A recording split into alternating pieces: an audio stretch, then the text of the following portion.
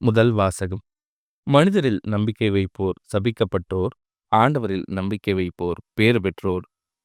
இறைவாக்கினர் எரேமியா நூலிலிருந்து வாசகம். அதிகாரம் 17, இறைவசனங்கள் 5 முதல் 8 முடிய.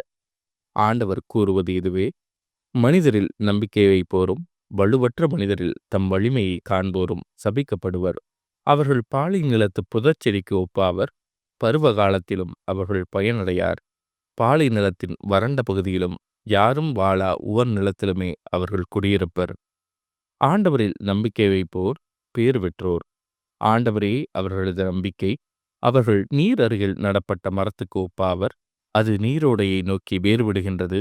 வெப்பமிகு நேரத்தில் அதற்கு அச்சமில்லை. அதன் இலைகள் பசுமையாயிருக்கும். வறட்சி மிகு ஆண்டிலும் அதற்கு கவலை இராது.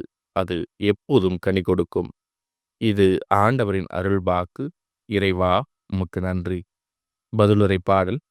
ஆண்டவர் மீது நம்பிக்கை கொண்டவர் பேறு பெற்றோர். நற்பேறு பெற்றவர் யார்? அவர் பொல்லாரின் சொல்லின்படி நடவாதவர், பாவிகளின் தீய வழி நில்லாதவர், இகழ்வாரின் குழுவினில் அமராதவர். ஆனால் அவர் ஆண்டவரின் திருச்சட்டத்தில் மகிழ்ச்சியுறும்பவர். அவரது சட்டத்தை பற்றி இரவும் பகலும் சிந்திப்பவர். ஆண்டவர் மீது நம்பிக்கை கொண்டவர் பேறு பெற்றவர். அவர் நீரோடையோரம் நடப்பட்ட மரம் போல் இருப்பார். பருவ காலத்தில் கனி தந்து என்றும் பசுமையாயிருக்கும் அம்மரத்திற்கு ஒப்பாவார். தாம் செய்வது அனைத்திலும் வெற்றி பெறுவார். ஆண்டவர் மீது நம்பிக்கை கொண்டவர் பேறு பெற்றவர். ஆனால் பொல்லார் அப்படி இல்லை. அவர்கள் காற்று அடித்துச் செல்லும் பதரை போல் ஆவர். நேர்மையாளரின் நெறியை ஆண்டவர் கருத்தில் கொள்வார். பொல்லாரின் வழியோ அழிவை தரும். ஆண்டவர் மீது நம்பிக்கை கொண்டவர் பேறு பெற்றவர். இரண்டாம் வாசகம். கிறிஸ்து உயிர்த்தெழவில்லை என்றால் நீங்கள் கொண்டிருக்கும் நம்பிக்கை வீணானதே. திருத்தூதர் பவுல் கொரிந்தியருக்கு எழுதிய முதல் திருமுகத்திலிருந்து வாசகம். அதிகாரம் 15, இறைவசனம் 12 மற்றும் 16 முதல் 20 முடிய. சகோதரர் சகோதரிகளே, இறந்த கிறிஸ்து உயிருடன் எழுப்பப்பட்டார் என அறிவிக்கப்பட்டிருக்க, உங்களுள் சிலர் இறந்தோர் உயிர்த்தெழுவதில்லை எனச் சொல்வது ஏன்? ஏனெனில் இறந்தோர் உயிருடன் எழுப்பப்படுவதில்லை என்றால் கிறிஸ்துவும் உயிருடன் எழுப்பப்படவில்லை என்றாகிவிடும். கிறிஸ்து உயிருடன் எழுப்பப்படவில்லை என்றால் நீங்கள் கொண்டிருக்கும் நம்பிக்கை பயனற்றதே. நீங்கள் இன்னமும் உங்கள் பாவங்களில் வாழ்பவர்களாவீர்கள். அப்படியானால் கிறிஸ்துவிடம் நம்பிக்கை கொண்டு இறந்தவர்களும் அழிவுக்குள்ளாவார்கள். கிறிஸ்துவிடம் நாம் கொண்டுள்ள எதிர்நோக்கு இவ்வுலக வாழ்க்கை மட்டும் சார்ந்திருந்தால் எல்லா மக்களையும் விட இறங்குதற்கு உரியவராயிருப்போம். ஆனால் இப்போதோ இறந்த கிறிஸ்து உயிருடன் எழுப்பப்பட்டார்.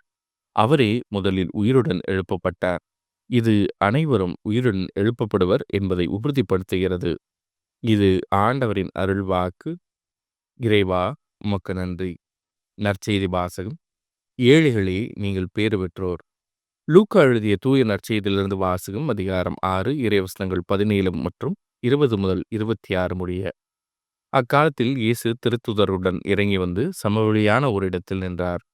பெருந்திரளான அவருடைய சீடர்களும் யூதேயா முழுவதிலிருந்தும் எருசலேமிலிருந்தும் தீர் சீதோன் கடற்கரை பகுதிகளிலிருந்தும் வந்த பெருந்திரளான மக்களும் அங்கே இருந்தார்கள்.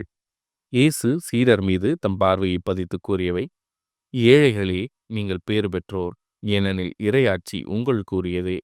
இப்பொழுது பட்டினியாயிருப்போரே, நீங்கள் பேறு பெற்றோர், ஏனெனில் நீங்கள் நிறைவு பெறுவீர்கள். இப்பொழுது அழுது கொண்டிருப்போரே, நீங்கள் பேறு பெற்றோர், ஏனெனில் நீங்கள் சிரித்து மகிழ்வீர்கள். மானிட மகன் பொருட்டு மக்கள் உங்களை வெறுத்து ஒதுக்கி வைத்து நீங்கள் பொல்லாதவர் என்று இகழ்ந்து தள்ளிவிடும்போது நீங்கள் பேறு பெற்றோர். அந்நாளில் துள்ளி மகிழ்ந்து கொண்டாடுங்கள், ஏனெனில் விண்ணுலகில் உங்களுக்கு கிடைக்கும் கைமாறு மிகுதியாகும். அவருடைய மூதாதையரும் இறைவாக்கினருக்கு இவ்வாறே செய்து வந்தனர். ஆனால் செல்வர்களே, ஐயோ உங்களுக்கு கேடு, ஏனெனில் நீங்கள் எல்லாம் அனுபவித்து விட்டீர்கள்.